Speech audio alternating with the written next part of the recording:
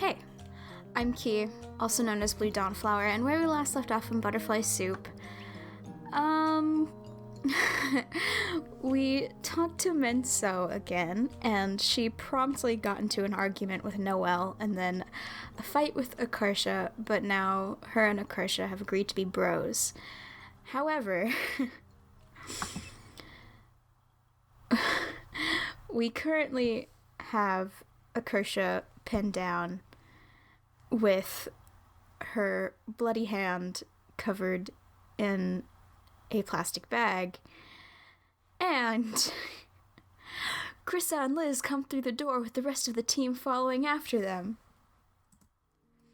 Akarsha, Dia, Noelle, and Min freeze mid-scuffle, still covered in blood. Good, you're all here. What the? Noelle points accusingly at Min. It's all her fault. Dia did nothing wrong. What? It's your fault for being annoying. You started it. You called me names first. Okay, we don't care who started it. Liz stumbles over Akarsha's fallen flip-flop on the ground. Oh no. Whose shoe is this? Oh, mine. Why isn't it on your foot? I kicked it off? Why? She hit me! Akarsha points at Min. How old are you guys? 5? Exasperated, Krisha turns to Min. And you're men. You're here to play baseball too? Yeah, I got here late. Well, men, I'm Krissa. She has a knife. You damn snitch. Hand the knife over. Why should I? Because if you don't, I won't let you play baseball. You can do that? I can do that. Min looks very shocked. Can have it back when you're done. But you don't need it here. Min pulls the knife from her pocket and gives it to Krissa. All of them? Come on, we don't have all day. Reluctantly, Min shakes her jacket out. Several more knives clatter to the ground. This is one of my favorite tropes. Okay, hand it over. All of it. There's like dozens of knives. Krissa puts them all on the top cabinet in the corner of the room. It's too tall for Min to reach. She sadly looks up at them. Let's go to the field and actually play some baseball now. We're going to lock this place up, so you can leave your backpacks here. Well, I need mine. I'm going to do my homework. Sorry, if you're here, you're playing. I refuse. So you want to do this the hard way? Good, because I love the hard way. And I have no obligation to stay here and argue with you. Dee is fine now. I'm going home. Really? Then where are your house keys? What kind of question is that? They're right here in my... Noelle whirls to the spot where she put down her book bag earlier. It's gone. Krissa adds Noelle's book bag to the top of the cabinet. No! Come on, suffering builds character. I don't want character. I guess we're all playing baseball now?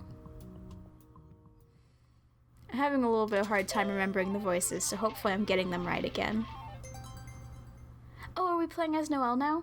Or more from her perspective? Noelle. 3rd grade. Problem 1.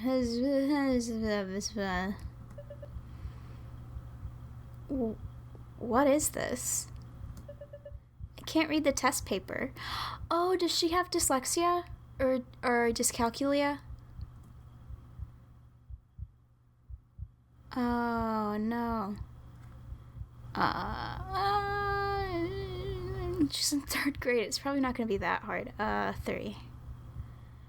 Problem 2. Or 12. I picked 12, but I was reading -3.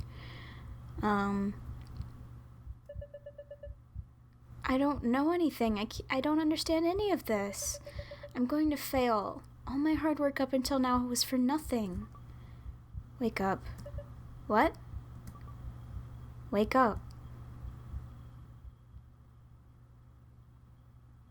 Aww. Dia looks very concerned. I had a nightmare. That was silly. It wasn't even real. Sorry. I feel better. She presents Noelle with a poorly wrapped, lumpy gift, almost as big as she is. Happy birthday! Despite Dia's best efforts, special spots of the gift aren't properly covered with wrapping paper, and Noelle can see clearly what's inside.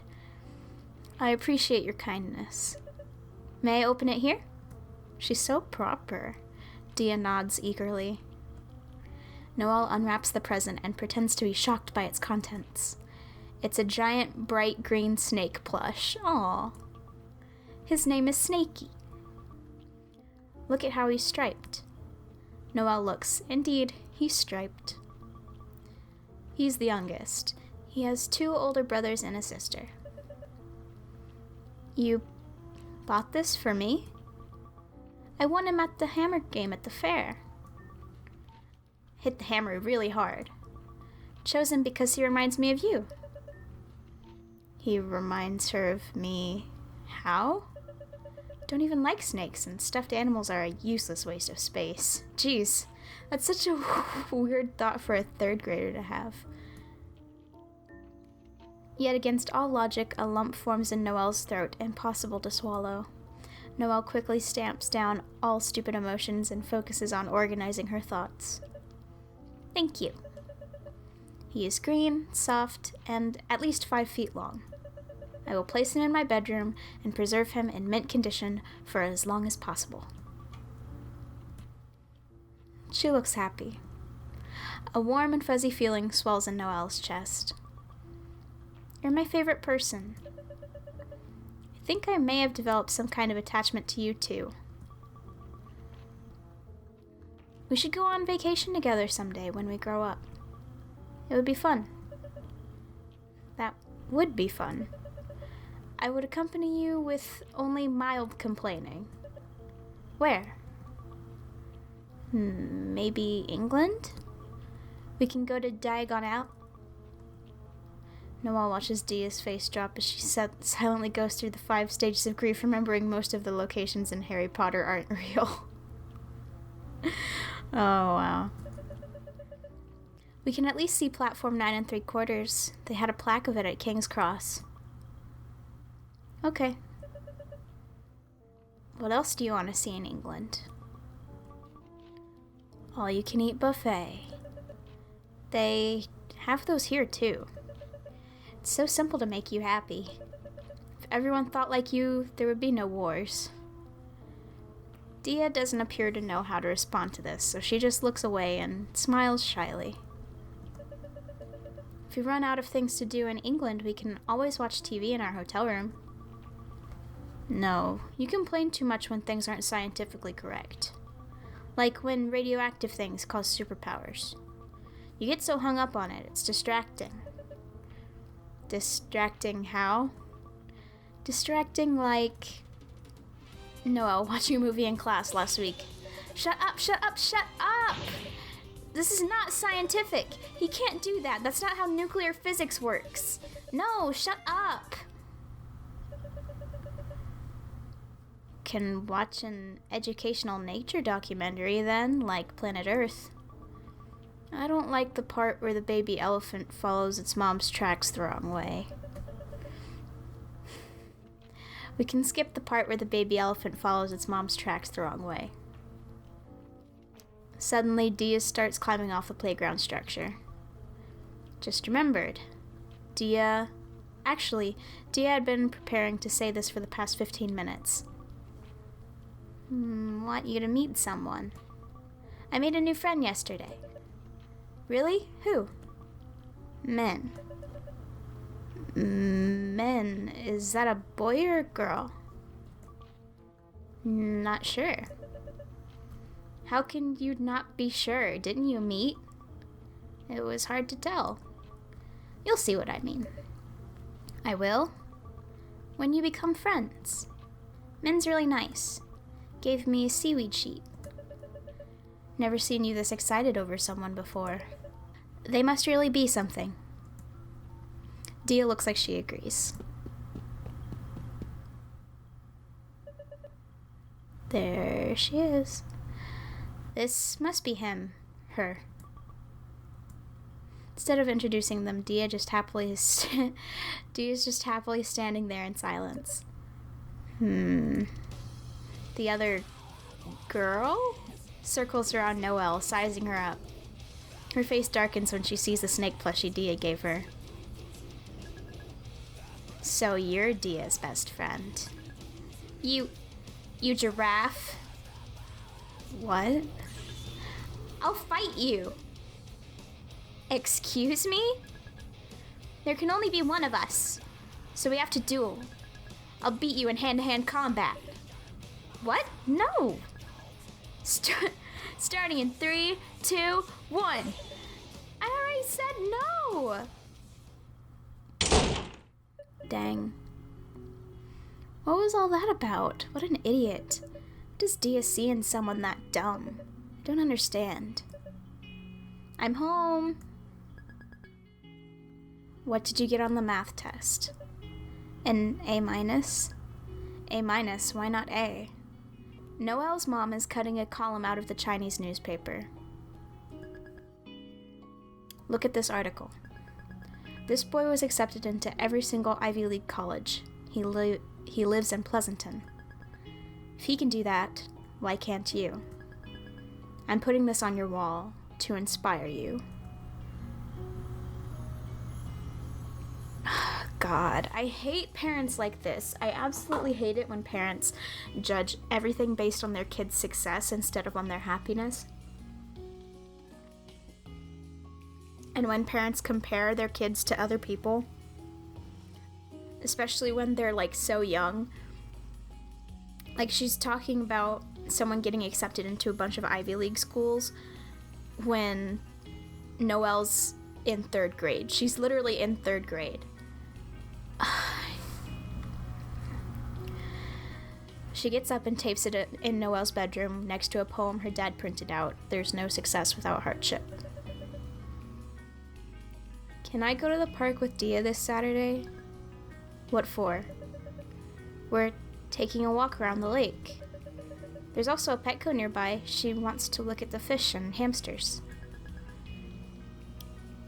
Will Dia still be your friend if you say no? Yes, but I want to... Then there's no point.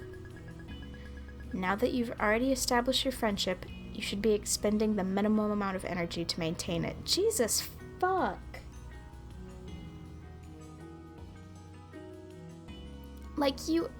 She's a kid. Kids want to do things with their friends. They want to go out and hang out and have sleepovers and stuff. I understand, not being able to do those things for your kids, but setting as, an established rule that you shouldn't put energy into your friendships or relationships is just really terrible. I hate that. I really, really hate that. As a person who puts a lot of emotional energy into their friendships, it sucks. It sucks to think that way about a relationship that you have, regardless of what kind of relationship it is. It's stupid. Otherwise, you're just wasting your limited time. Fun is an illusion. That's such a stupid philosophy. Don't be controlled by your emotions. That's not the context in which you should say something like that. But I'm free that Saturday. Chinese school is on break. You can use it to study for your tests at school. I already studied for them. All of them. I finished reading all my textbooks already, twice. Did you do all the practice problems? I did all the practice problems. Haha, take that. There's nothing that could possibly be left for me to do. I'll buy next year's textbooks so you can get started on those then. Jesus. snake plush is so cute. Okay. Upset, Noelle curls up in bed, angrily hugging her giant snake plushie. Read next year's textbook. The Fox and the Grapes. Oh, I love this fable. Except I also don't. A hungry fox saw a bunch of grapes hanging from a vine. He did his best to reach them by jumping as high as he could into the air. But it was all in vain, for they were just out of reach. So he gave up trying and walked away with an air of dignity and unconcern, remarking, "I thought those grapes were ripe, but I see now that they are quite sour." Reading comprehension questions. 1. Why doesn't the fox eat the grapes? He couldn't reach them. Through the window, Noelle can hear someone whiffing a badminton racket outside. Oh, it's... It's Junso! We love Junso. Baby boy.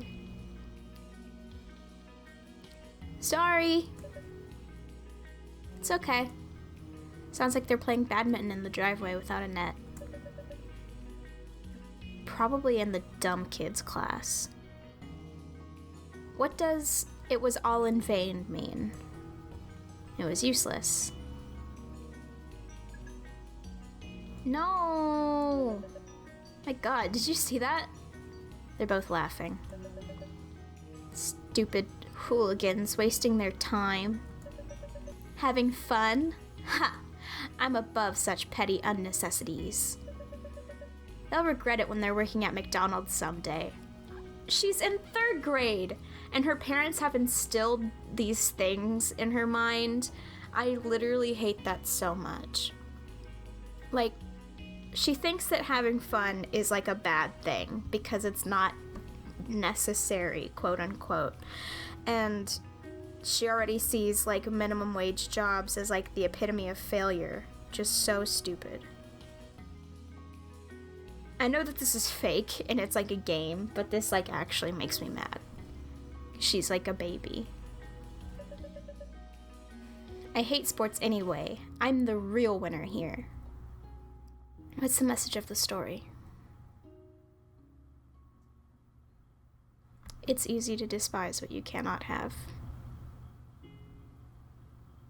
Oof. 9th grade. Noelle, you're up to bat. Noelle grudgingly steps up to the plate. I hate sports. Why am I here? Kersha is pitching. She raises her eyebrows at Noelle as she winds up. Wake up. What? Wake up, Frenchman. You're in a coma.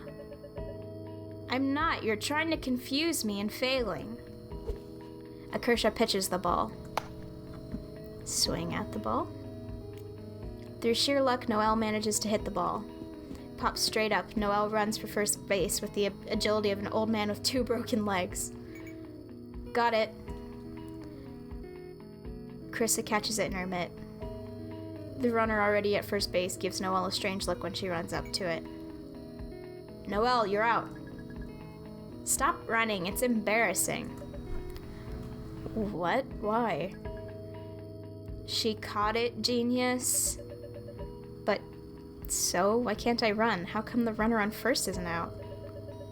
The rules of this game are really incomprehensible. It's okay, nice try. I don't need praise for failing, I'm not stupid. Noelle grabs a mitt and joins Dia with the others on the field. We're taking turns batting. Everyone who isn't a batter or runner is defending on the field. It feels so odd to be doing this. I keep half expecting someone to holler at me to get off. Suddenly, Dia swerves back to avoid a bee flying at her face. Did that bee just try to sting you? Come back here, you bitch bee coward. I'm gonna fuck you up. I fucking love her. Okay. Min moves indignantly between Dia and the bee.